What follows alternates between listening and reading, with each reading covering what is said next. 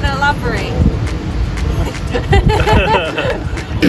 Well, you might find yourself washed up after a shipwreck on an island. Yeah. You might have to identify which tree you can eat, Yeah. which tree you can, which leaf you can use for cutting things. Yeah.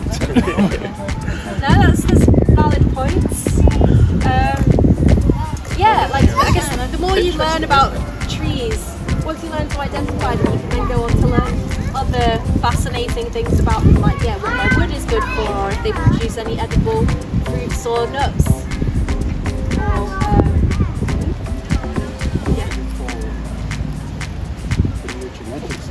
Genetics. Yeah, You crossbreed. not really. Yeah.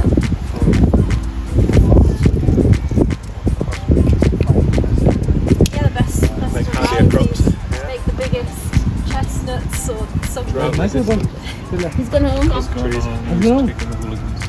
Yeah, and learning the different properties about like which ones thrive in different environments. Like for example, willows thrive really well in boggy ground, so they're often planted in areas that are prone to flooding, that sort of thing. So yeah, that's a good reason. Anyone got other thoughts on why it's a good idea? Preservation point of view, so if you learn about something, you sort of feel born with it. So Yeah. I'm thinking of industrialist point of view, it's like it's trees in it. Just put them down. So, but if you know about them, so you know which ones are rarer and which ones are Yes. so which ones are you can afford to cut down, and which ones are For sure. Yeah. So I guess it's like once you start to see past the homogeneous blur of green and you actually start to see the individual species within that, then Some species are invaders. yeah, you can see which species are invasive, which species are native. You might notice, with our changing climate and biodiversity decline, which varieties are maybe not behaving as they should, or coming into leaf when they should, or things like that. And then I guess just another reason is that it makes everything more interesting. It kind of solidifies your bond with a particular place or environment, and it means that every time you go out for a walk, there's always going to be something interesting to see. You can wow your friends with all your amazing knowledge about tree ID, and yeah, there's always just something different to look out for at any time of year. So in winter, you can test your tree ID when the leaves are not out. In the spring, you can notice all the different types of flowers. In the autumn, the different types of fruits. The summer and autumn, the different types of fruits, and then the changing colours of the leaves as the seasons go. So it's just a really kind of grounding, like mindful thing to observe that I've personally benefited from a lot, and hopefully you will as well. So yeah, I think it's just good to like reflect on why we're doing it, and yeah. So our plan for this next bit, so we're going to finish by 4:30, so that's 50 minutes from now. We might finish earlier, but I just wanted to go around again, and this time observe other identifying features of trees. So we've looked at the leaves, we've grown our vocabulary around different leaf identification features, but there's so much more that can tell us what a tree is. So there's the flowers, there's the fruits, and by fruits that encompasses things like seeds and nuts as well. And there's the bark of the tree, so trees have different kind of textures and colours of bark, and then once you get to know trees more, you can maybe start to identify them from like their shape and size, but that's a little bit advanced, so we probably won't cover that today unless there's any shape that's like particularly distinctive. So yeah, we're just going to go around again, and this time focus on what else we can notice about that particular tree. So starting with this one. So shout out when you know what this one is. Oh, oak. So we know it's an oak because of the lobed pinnate leaves. And the acorns. Yes, so that's what we can focus on this time around. So you can see the little baby acorns that are starting to form. So it's July now, so it's still very early for the acorns in their development. But in sort of late August, September time, they should be a lot more fleshed out. Does everyone know what an acorn looks like? Does anyone not know what an acorn looks like? Yes. No, I don't know. Yes, you've seen everyone's seen Ice Age, maybe. Yeah. So yeah, they've got little hats. It's like a nut thing. Can we eat them? Yes. But they need to be processed. So if you Google acorn eating processing, you can find out all about that. It's a lot of work, but I've done it and I'm obsessed with it, and it's really cool. Do they actually taste nice? Yes, when they're correctly processed. So I'm just going to speed over this. This isn't part of the official curriculum, but acorns are full of tannins, which are toxic if consumed in large quantities. Tannins are water. I'm not sure if it's cyanide. I don't know what the exact chemical compound is, but yeah, acorns are full of tannins. Tannins are water soluble, which means they dissolve in water. So if you soak them enough times in water, the water can draw out all the tannins and make them edible. So they taste a bit like chestnuts. They're kind of like nutty and a bit sweet and kind of starchy. They're very nice. So if you want to explore that further in your own time, then I recommend that, because they're just so abundant and such a special flavour that we don't really have anymore. So these acorns have developed from flowers. It's currently, we're in midsummer, so most of the trees that we go around will be past the flower stage. So they're going to either be in the fruiting stage or developing fruit, most likely in the fruit development stage. So you can see that these acorns are still very small. So just a little bit of flower science. So there's 3 different types of flowers on trees. So you've got what are called perfect flowers, which are flowers that have both the pollen producing or male part of the flower and the seed producing or female part of the flower. And perfect flowers contain both those. So they have the pollen. This is kind of going throwback to primary school science. Do you remember learning about this? Kind of the anthers, stigma, yeah. So oak flowers are perfect flowers, so they have both the male and the female parts of the reproductive parts on the same flower. You also have monoecious and dioecious trees. So monoecious trees are ones that have 2 types of flower on the same tree. So they have the male flowers that produce the pollen, and they have the female flowers that receive the pollen and produce the seeds or the fruit. And they are those same those 2 different types of flowers that are on the same tree. And then we've got dioecious trees, which have male flowers and female flowers, but on different trees. So you have an entire tree, for example, that's male and only produces the pollen producing flowers, and entire trees that are female and only produce the seed producing flowers. Does that make sense? So trees that have perfect flowers, trees that are monoecious, and trees that are dioecious. And we're not going to go into which ones are which today, because that's just too many to remember, but just know that they exist, and then if you want to learn more about those, then you can delve into that in your own time. So let's move on.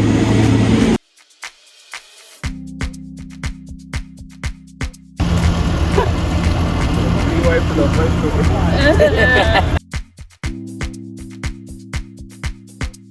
of all the food. This looks like mango. Okay, I don't know what a mango tree looks like. Mango? Yeah. In which universe? In my country. I have 3 in my house. You have what? 3 mango trees in my house. Which is better, Right? Nigerian mango. Looks like mango, right? Pakistani mangoes are the world's best mangoes. Food war. That is a fact. Not a sign Yeah. of people. Oh, so you get like 3 mangoes. Mangoes? We give away free mangoes because they drop on the floor and stink. Oh my god. So we give away. So, quick throwback to the leaf ID that we were looking at before. So let's do the same thing again of describing one thing at a time. So who didn't do that before? Do you want to mention one, just one identifying feature? Yeah, serrated, toothed margins. Do you want to pass it to somebody else? It's long and it's sharp. Yeah, so it's got a pointed tip. You can call it a cute tip. It looks glossy. Glossy, yes. Yeah, they're and, pretty smooth and glossy. It's alternative. arranged. Alternately arranged, yeah. God, I did one last time. We haven't mentioned the vein arrangement. Yeah. Oh, it is a Pinnate. pinnate. Yes. And are the leaves simple or compound? Simple. Compound. It's simple. Okay, yeah, make it simple. I thought it's like never mind. So it's simple because you can see that there's a bud at the base of each leaf. So there's a bud there, there's a bud there, there's a bud there. Whereas if it was a compound leaf, then there would just be one bud at the base and then leaflets coming off that don't have a bud at the base. So now let's look at the flowers. So I've just Googled it because I can't remember all of the information about every tree. This sweet chestnut is monoecious, which means it has both male and female flowers on the same tree, and the male flowers are mostly on these long bits here, and then the female flowers are on the base of these stalks, and they are developing into chestnuts, which are edible. So differently to horse chestnuts, so conkers, which are not edible, these ones are the edible type. You can do it. Do you want the second? Flank it. No, don't worry. Thank you.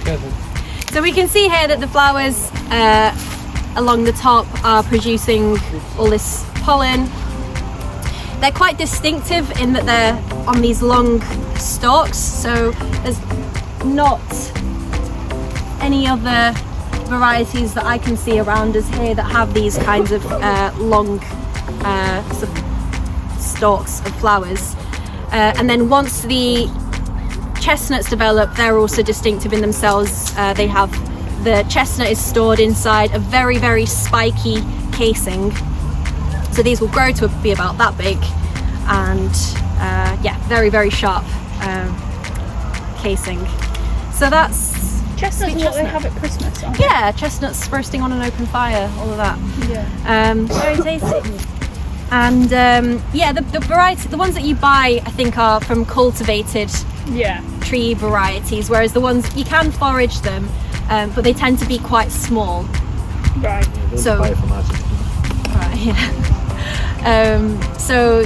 yeah. I encourage you to have a go at forage them if you have a lot of patience and are prepared to spend a long time taking them out of their shells. And There's a tree next to Grange Interlink. there you go. There we go. Okay, let's go find some more fruits and flowers. Of cherries is that they have two little glands on the bottom of each leaf. So if you just look at that there, you see these two little glands, two little balls. That one's just got one, yeah.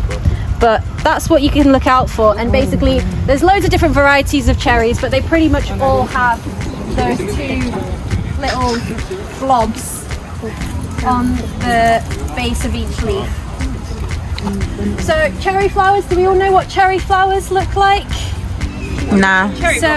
Yeah, cherry blossom. So in April, May time is when you'll usually see a stunning display of pink or white flowers. So that's cherry blossom. Some cherry varieties are just flowering varieties. So they produce flowers but no fruit. So they're more like ornamental. And then you also get fruiting cherry, which is where cherries come from. So on the fruiting varieties, those flowers, which are perfect flowers, so they have the male and female parts on the same flower, they will become cherries.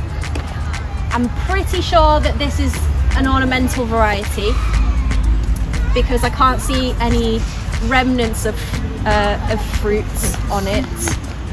Sometimes you can find like little stones on the ground that's a sign that there was fruit growing on it, but this is probably an ornamental variety that flowered but didn't produce fruit.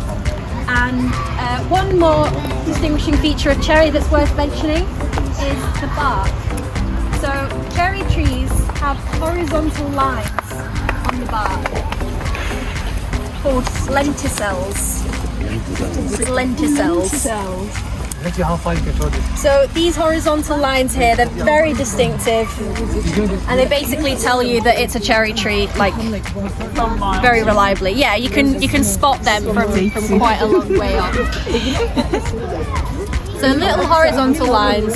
This is going to sound really stupid. I know that it's a different colour, but Yeah. silver birches have also got those horizontal lines, haven't they? They do have horizontal lines, but they're not lenticels. They're more kind of like, I don't know what the term for it is. Like that conifer tree over there also has some kind of horizontal line on it, but these ones are like, they're smaller. They're a lot like, they're just little dashes. Yeah, like Braille. I don't know. I don't read Braille, so I can't say. But like, Let's get someone to get. Little close. Does anybody in our group read Braille? Luke can. Let's get him to do it. Let's see what the tree's trying to say. So this It's a communicating.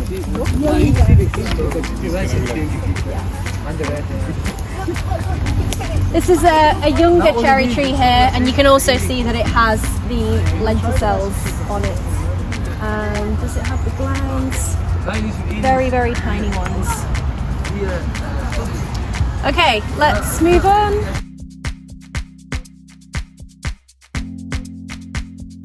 Going out for walks, trying to find some holly trees that I could take like cuttings from to decorate my house with around Christmas time, and it took quite a while before I could find one that actually had berries on it, because the ones that I was passing by were all male trees. So that's just another identification feature to look out for. So these will turn red in a few months' time. It's quite difficult for them to see For the if they're like male trees and female trees are quite distant.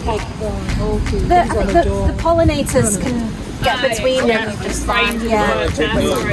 Was that? Yeah, I can get some. Earlier, you is also dioecious. So we've got the male trees which produce the pollen, and the female trees which produce little cones that are coated in a red flesh, so they look like berries, but they're actually not berries, because conifers produce cones and not fruits. So some of them produce things that look like fruit, but they're actually not fruit. This is a male tree because we don't have any of the red fleshy cones. I don't think I've seen any female trees with the red fleshy cones around here, but if I do see one, I'll point it out. But yeah, so yew trees are another one that are dioecious, so they have male trees and female trees. And interestingly, they've been observed to change their sex in the past. So if, for example, there's an area that only had female trees and no male trees in the vicinity, they have been observed to actually completely change their sex. Wow. Cool.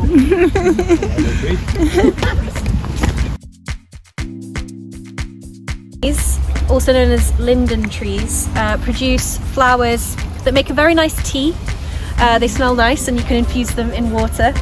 Now I think we're slightly past the flowering period, or most of the flowers are now turning into fruits or seeds. So this is the fruiting part of the lime tree. So lime trees produce what is called a samara. So a samara is a kind of leafy, papery coating on the seed itself. So lime trees produce samaras, and also sycamore trees. This is sycamore. They produce samaras. So a samara is basically this part here, this kind of leafy, papery thing.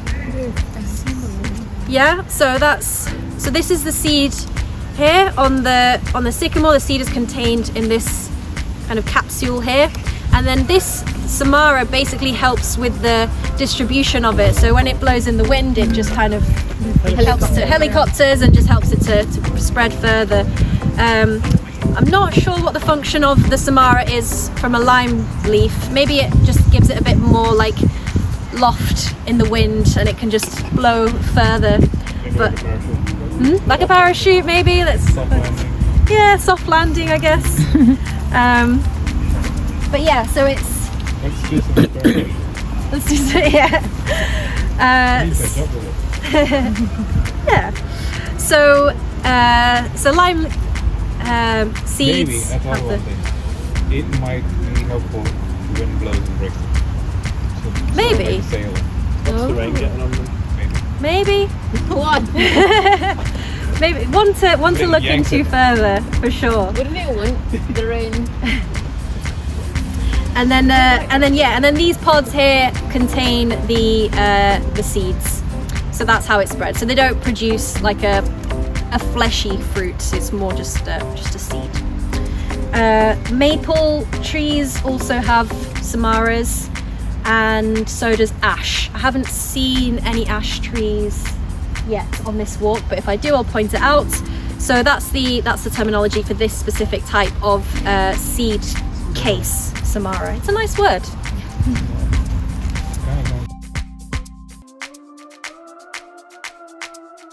Chestnut or conker tree that we looked at earlier, and I like the bark. this one, yeah.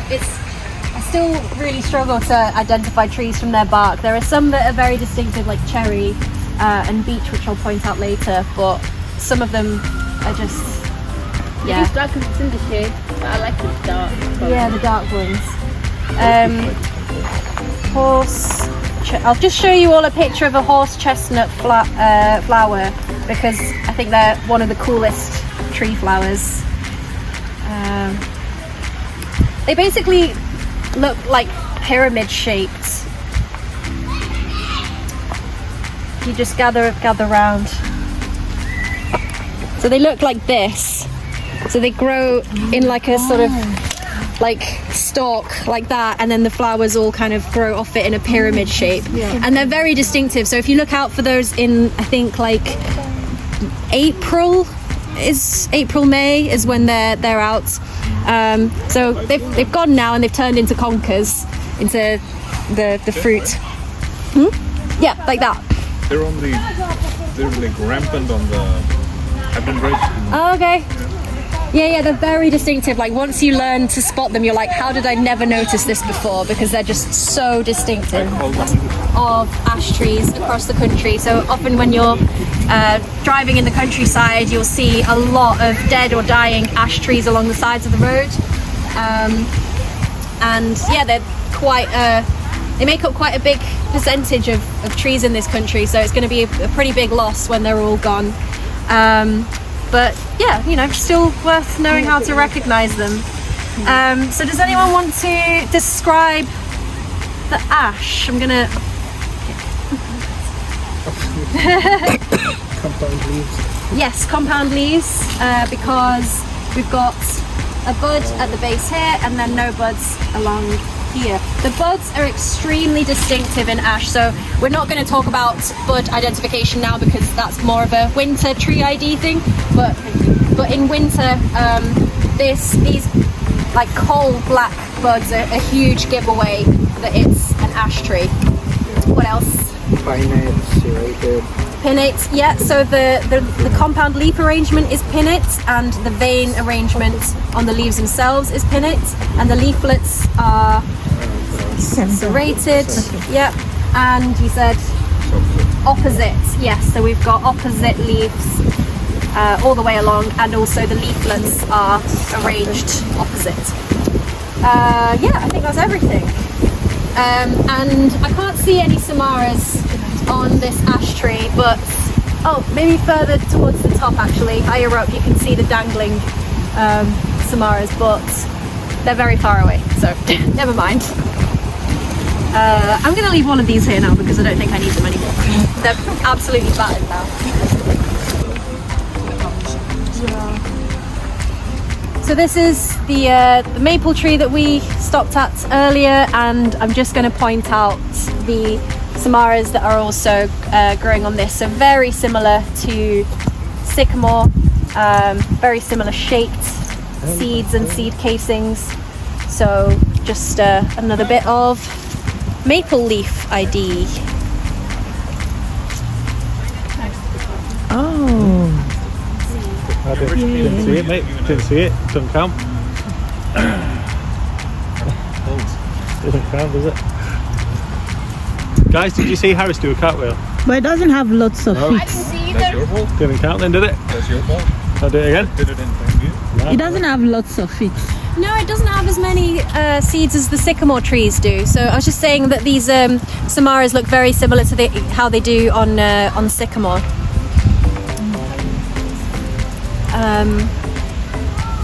But yeah, there's not as many. But it's just another feature of maple. So this is the same. I just picked another piece that has this thing on it. So does anyone know what it is, or want to look in your booklets to try and identify what it is from the picture? In fact, yeah, if you already know it, don't say it. Let's use the guides. So have a good look at it. Oop. Do you want to have a good look at it? So it is in the guide.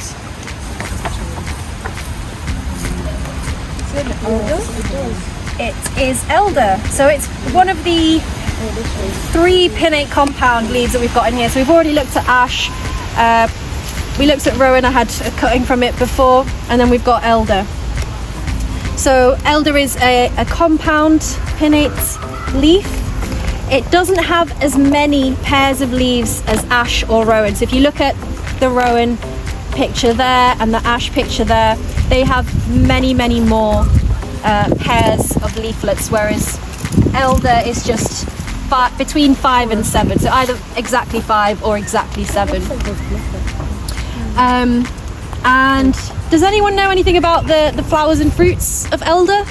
Yeah. Oh, elderflower. Yeah, elderflower. So we're past the season for elderflowers now, but elderflowers smell amazing and taste amazing if you put them into like syrups. You can make like cordial, exactly, and elderberry jam. So it looks like those berries have been eaten already or blown off or whatever, but normally they would mature and develop into very dark sort of purple berries that you can't smell it anymore. Still gonna try. I should have brought some cordial to share. I made some this year. But next spring, if you get the chance, look out for elderflowers, give them a sniff, and make some cordial if you fancy it. And if you see any berries, eat them. And if you, well, you have to process them before eating them. You can't eat them raw, but they'll give you a tummy ache. So make them into jam. Doesn't stop me. Do you not find them too sour to eat straight off the plant? Depends on They're very sour. how many you eat. Okay, all right, yeah, fair enough. But yeah, just thought it was worth pointing that one out because you can eat it and it's fun to eat random plants. It won't kill you. I'm going to finish with this copper beech, which we've already looked at, but I'm now going to point to other identifying features of beech. So this is the same for copper beech and for the native green-leaved beech. So we've got these nuts. So beech trees produce nuts. You can. There we go. through that. Yep. So the nuts in this spiky casing here, I have read that they are edible, but they're so small that I don't think they can provide anything substantial. So often in late autumn, winter, you'll see the ground around a beech tree littered with these casings. So even after the tree has lost its leaves, you can spot that it's a beech tree from these. They kind of split open. There's no, well, it's too early in the season to see it, but they kind of, this casing, after it falls off the tree, it splits open almost like a flower that's got like 4 hard petals. So that's just a nice little feature to look out for.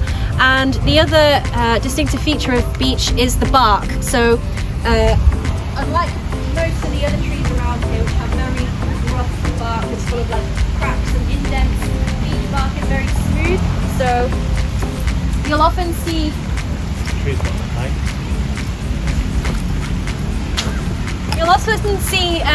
beech trees with like people's names carved into them, which I don't recommend doing. It's you know, it's not good for the tree.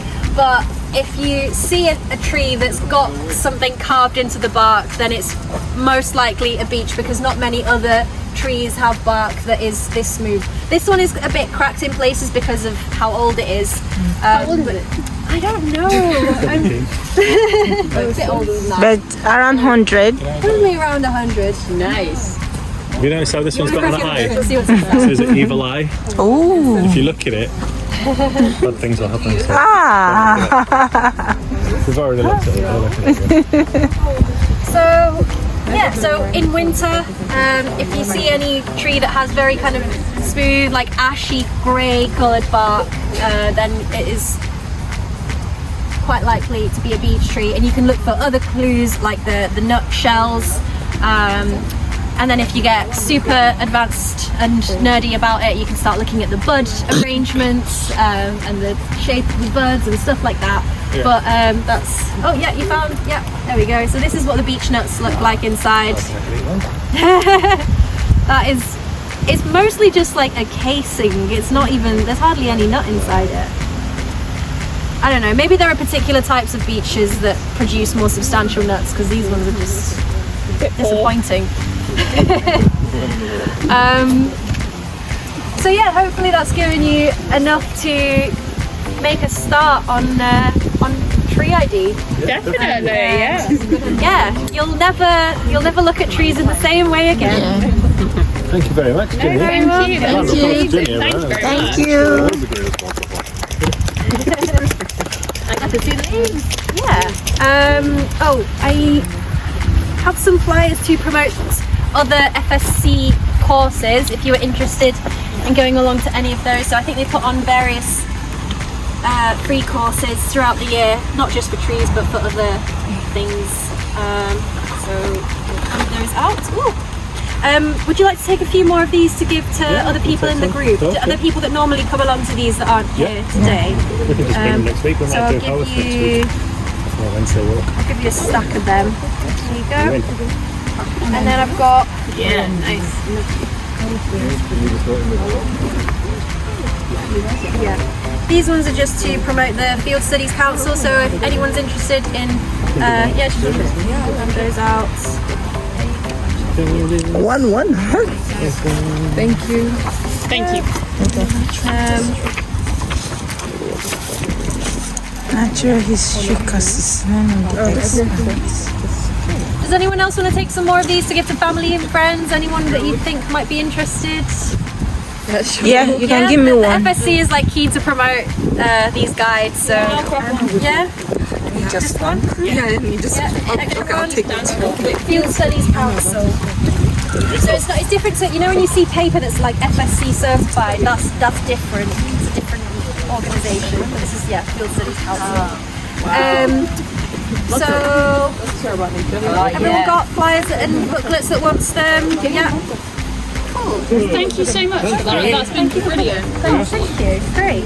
Right, everyone. I enjoyed that. I really did. Yeah. Guys, we've got the museum up here, but we think it closes at 5. Oh. So let's go have a look. Yeah.